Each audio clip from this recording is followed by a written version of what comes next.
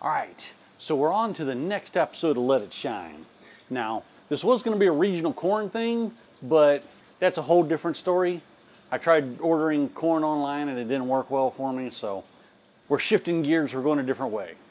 We have passed Chuseok, and one of the things people like to do for Chuseok is buy like gift boxes of fruits and whatnot.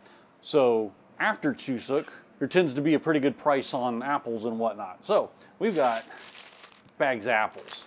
Now, before Chuseok, a little thing with 3 apples in it was 10,000 won. This bag has 7 apples in it, and it's 10,000 won. Technically 9,900, but still not exactly the cheapest thing. But since I don't do, we probably should have looked at the 4.9 market, but we weren't thinking about it at the time. But so we are going to take these. We are going to dump them in some water and clean them up. And then we're going to basically chop them up so that we can take the seeds out of them. And then we are going to process them down into a mush and boil them. So we're going to leave the boring parts out of the video, the manual labor. And we will get back to once we get them in the pot or do something interesting. So now, as you can see, Melissa has run the apples through her high-dollar frappe machine there. And we have chunks and shreds and a little bit of pieces that I chopped off some badly edged cores. So we are on the fire and we are going to bring these up to like a simmer and then let them go for like an hour and cook down. Then we'll probably add some sugar or something to them. Haha. So today we're going to remember to actually video putting stuff in the pot. Stuff in, oh, you mean in the mash bucket. I was like, mash bucket. I think we already missed putting stuff in the pot. What we're going to do to save ourselves a little bit of a headache is we're just put these buckets in the sink in case we make a mess. Got a gallon of water, and we're using good Korean water. Korean mineral water. That's what we got. All right, am I bringing the camera closer then? Yeah, sure. Okay. All right, so bucket, got a gallon of water in the bottom. Serves 2 purposes. Adds some weight to the bottom of the bucket so it doesn't go all over the place. And helps us start cooling the stuff that's in the pot down when it goes in here. Because we measured it and this stuff's still about 130, 140 degrees. So, we got boiled down apples with sugar. It actually tastes pretty good. It smells really good. And here we go. I think I managed to get it all in the bucket. Now I know why they say it looks like puking.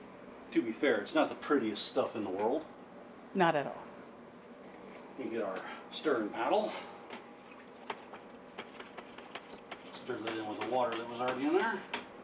We'll check our temperature in there. What is our golden number for adding additives and yeast? So, yes. The internet, which is a wide and varied place, tells me that some of the stuff can be thrown in at 150 degrees Fahrenheit, and that some of it has to wait until it's between 90 and 100.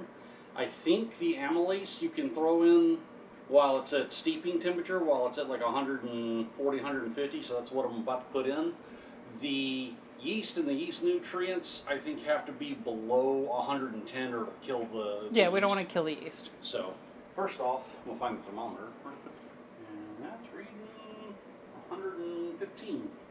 So we brought it down a lot. That brought it down a good bit. Because that one was 150 just a bit ago. Yeah, that one was like 145. So, You can put some more water in. I've got a little water left in here we can put in. Stir it in, see if you can get it to 100. Trying to find my marks on this bucket. You're a little below 4. A little below 4. Okay. Well, this is about 108, so. So it needs to come down a little bit more. Come down a little bit more, but I think we'll let it sit for a few minutes. But you said you're going to put amylase in first? Yeah. So we'll go ahead. I actually got to open this. All right. So this stuff says 0.1 to 0.3 teaspoons per gallon. So I'm going to call that a 1/4 teaspoon because that's easier math. Okay, and you've got a full teaspoon in your hand. Right, and there's 4-ish gallons in this bucket, so that ought to be what the math calls for.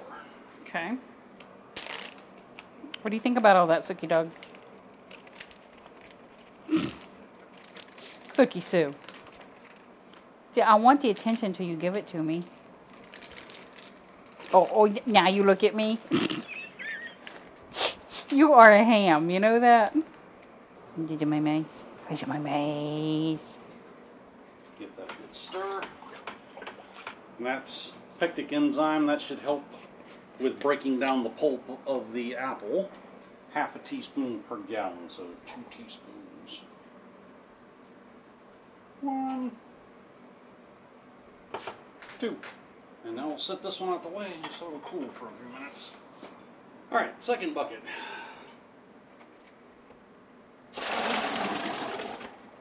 Unfortunately, I ran out of my big 5-gallon thing of water, so I had to buy. And if we had ordered it, still wouldn't have delivered until tomorrow. I'm going to say, putting this in probably will knock it right down so you can go ahead and pitch the yeast and everything. Yeah, we'll probably be able to throw everything in this one. 96. That one's within range. So, start off with the same things we did last time. We'll do our pectic, which was 2 tablespoons. May. I will put my overalls on and be your assistant in the moonshining today, Chuck. I'm really good at it. We'll save the moonshining outfits for when we're actually cooking. Minnie Moose is good. She's ready for it. So amylase. So 1 full teaspoon. So 1 full teaspoon. And then do you put the yeast or the nutrient in first? Or I think does you it can matter? put them in together. Okay. It doesn't really matter then. Of course, on this one, I'll go ahead and put the nutrient in because I'm about to stir it up again. So 1 teaspoon per gallon. So 4 teaspoons. Yep. So this is the nutrient for the yeast. Yes. It's supposed to keep the yeast going stronger and longer. But no, it's not blue. So this is the little blue pill for the yeast? I think Sookie's wanting you to drop some of that in her mouth. You don't get the yeast nutrients, sucks. The moonshine doggies are all in here now. There's Minnie Moo over there. We is here to help you with the moonshines, Chuck. They all think you have something awesome right there. They probably do. All right, let's go ahead and mix everything up real quick. Yep. So now we mix. So this one we'll go ahead and throw some yeast in. And they tell you there's an amount, but I've also heard that you really can't put too much in. So I'm just gonna Yeast it. sprinkle it across the top there. So we'll give them a little stirry stir there, make sure they get some action. Then we put the lids on them and move them back into the waiting area. Alrighty then. Yay! Yay! And we'll be back at brewing time. Yeah. Alright, so first thing we figured out is, although the TV show said this should take 10 to 14 days for the fruit mash workout, we're at like day number 5. Apparently if you run it through the food processor and shred it up, it breaks down really quick. I did a good job. Yeah. Second off, we have our new assistant for the day. Yeah! Best assistant ever. Yes. So, have you ever made alcohol at home before? I never made it. All right. So, what we've got here is basically called mash or wash. Mash or wash. And basically this is just the fermented stuff. Mm-hmm. So we mashed up some apples. Mm-hmm. You know, we cooked it down with a little bit of sugar. Ooh. And put some yeast in it and let it go. I want to taste it. Yeah, go ahead. You can taste it. Stick your finger in it. Stick your finger in it and taste it. Really? No, you just stick your finger I in it. watched that. Yeah, We're about to boil it. It doesn't Your matter if you finger's stick your washed, finger in it's it. fine. Oh. It tastes like a little bit. It's, like it's a little bit sweet and a little bit sour and tangy at the same time. The sour and tangy is the fermentation. Ah. It So would be amazing. now the process that we have to do is we have to take the mash and run it through the strainer to pull the apples out because you don't keep the apples in that part. Yeah, we just want the liquid part. So, Yay, we get to pour stuff.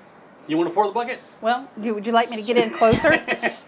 Okay. Actually, this is just a 4-gallon bucket of It's like 16 liters of... 16? This is actually pretty easy. Yeah, this is the easy The part. corn mash, all the grains sit at the bottom. Oh. The fruit kind of dissolves a bit and mixes in the fluid. The grain mash, the grains just wind up sitting at the bottom and just being heavy. Ooh, the smell. I like You smell the it. alcohol smell? It tastes a little bit alcohol as well. A little Yep, bit. it is. It's alcohol. Yep, you puked on the floor. But Oh, I puked on the floor a little. Clean that up before the dogs get to it, or at least pull that mat up. That's all I need is for Sookie Dog to get drunk on mash. All right, so now you've got to get your... Yep, so now we pull the... Tell Joy how she can help. Grab the other side. ah, like that. Now we're just filtering through. So this one's going to be a straight apple brandy because we're not adding any spice or anything into it. Yep. This. I think it looks similar as to make the... Makgeolli? Oh, Yeah, I think it's very similar. have you made makgeolli? I haven't, but I've heard there's like places up in Yeah. Seoul where you can take classes to learn how to make it. Oh, we should take it We should do that. in Hamburg. Okay. It's interesting to see how much of that apple just totally just broke completely down. There you go, 20 apples worth of apple. All right, now we pick it up and put it on the thing there. Hey, you can lift that? Can I do it? Can you lift half of it, I think is what he's asking. You got You it? got it? I do. I don't think so. It's heavier than I thought. So, now we start this heating up, and now I gotta put the rest of it together. How's it smell? Smell like vinegar and fermented apple. Like an apple vinegar? Oh yeah. But it's more like apple though. Not sour as the vinegar. So this has to warm up to about 150, 170 degrees, and then we cap it off with the rest of that, which I have to put together now. Which I'll do off camera, because that's boring. All right, we're going mobile here. As you can see, we have started dripping, and our temperature is right just shy of 200, so that's good. We got a good steady stream going. And would you look at that? That is as clear as the day is long. All right, everybody. It is 4:45 a.m. So almost 5. And I've been doing this since about, I think we were doing the setup around 6:30, so we started cooking about 6:30 or 7. So I am almost 10 hours in here. This is not a fast hobby. But I currently have 1, 2, 3, 4, 5, 6, 7 jars of apple brandy, and one on what's going to be my last rotation here when the hot plate turns itself off again. The proof is falling off anyway, so this will be the last jar. And then I'm going to bed.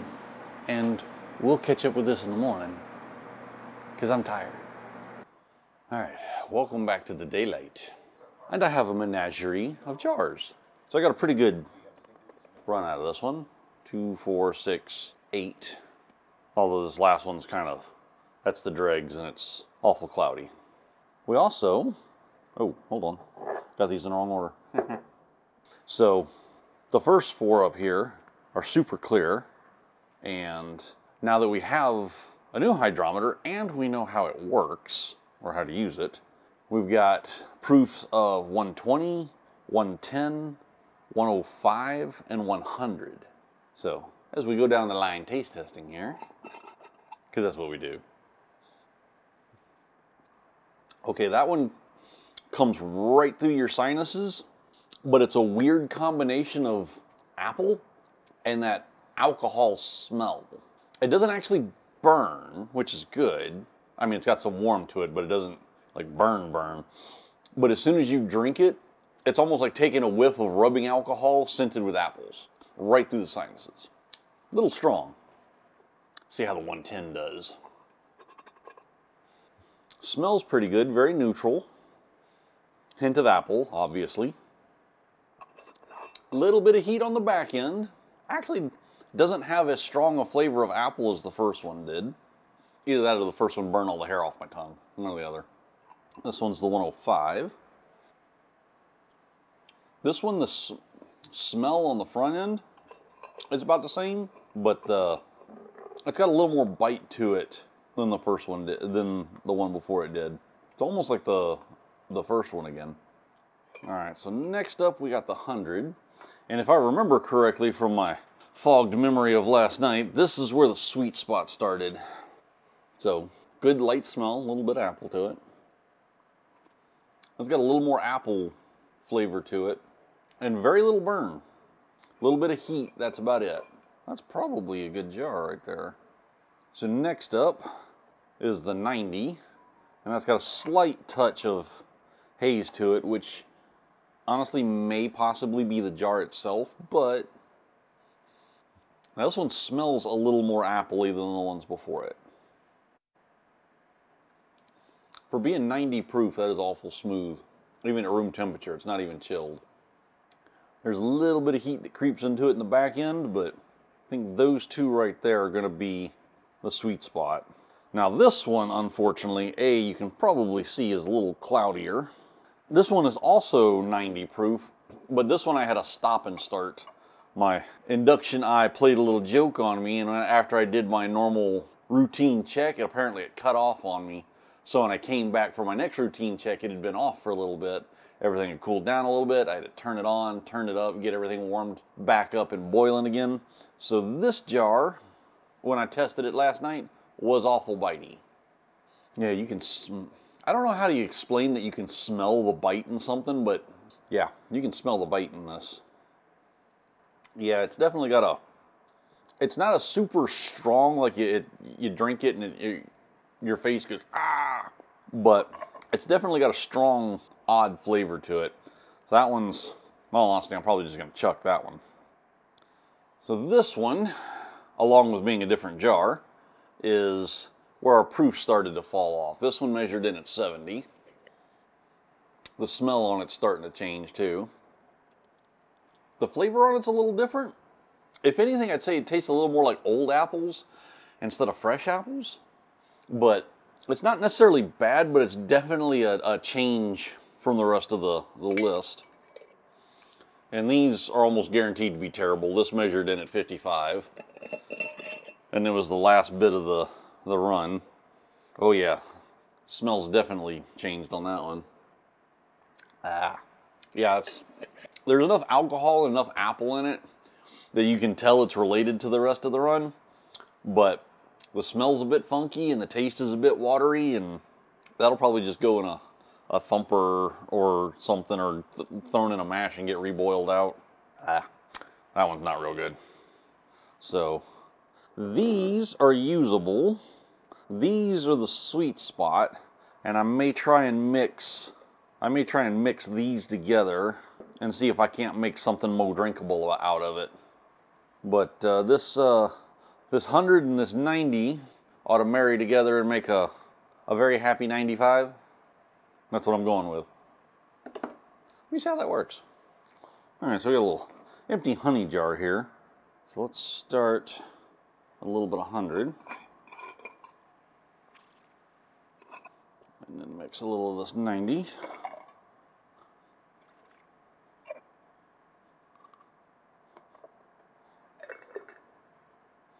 Give that a little shaky shake. Wow, that's a little bitier than I thought. That's bitier than either of those are individually. Wow. Maybe I'll just keep those separate then. I will figure out what I'm going to do with the rest of this. I may see about putting these in a bigger jar and soaking them, get some concentrate or something to mix with them. Do we even know if they have apple concentrate in Korea? Oh, you can make it? We might do that. But we might make us a little apple concentrate and mix it with this and make some apple jam shine. That would be good. We'll see how that goes. But until then, that's going to be it for this one. Like, subscribe, do the internet stuff. See our buy us a coffee link below if you'd like to fund some of our bad decisions. And we'll see y'all around next time.